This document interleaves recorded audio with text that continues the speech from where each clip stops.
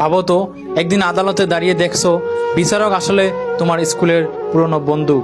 জীবনের পথে আমরা কত অদ্ভুত দৃশ্য দেখি, কেউ বন্ধু হয়ে পাশে থাকে, আবার কেউ হারিয়ে যায়। ঘটনাটা আমেরিকার মায়ামি শহরে। আদালতে বসেছিলেন বিচারক মিন্ডি গ্লেজার।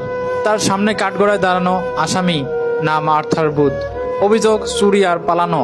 হঠাৎ বিচারক তাকিয়ে বললেন, ওহ, আমি এই মানুষটিকে চিনি, আমরা ছোটবেলায় একসাথে স্কুল পড়তাম। পুরো আদালত তখন নিস্তব্ধ। একজন বিচারক, তার সামনে দাঁড়ানো আসামি, দুজনেই আসলে ছোটবেলার বন্ধু। বিচারক মিন্ডি আবেগ নিয়ে বললেন, আমি সবসময় ভেবেছি তুমি কেমন আছো, কিন্তু আজ তোমাকে এখানে দেখে অনেক খারাপ লাগছে। এই কথা শুনে মাথা নিচু করে কেঁদে ফেলল বুথ। এক সময় ছিল ভালো ছাত্র, কিন্তু ভুল বন্ধু আর ভুল পথে গিয়ে আজ সে অপরাধী। অন্যদিকে একই ক্লাসের মেয়ে আজ বিচারকের আসনে, কারণ সে হাল ছাড়েনি, পরিশ্রম করেছে, সঠিক পথ বেছে নিয়েছে।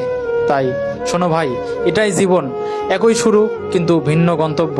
তোমার ছোট ছোট সিদ্ধান্তই তোমার ভবিষ্যৎ ঠিক করে। আজ তুমি যেটা বেছে নিবে, কাল তুমি তাই হবে। ভুল পথ না সঠিক পথ, সিদ্ধান্ত তোমার হাতেই। আজ তুমি যে সিদ্ধান্ত নিচ্ছ, কাল সেটাই তোমার পরিচয় হবে। তাই ভেবে দেখো, তুমি কি বিচারকের আসনে থাকবে নাকি কাঠগড়ায়।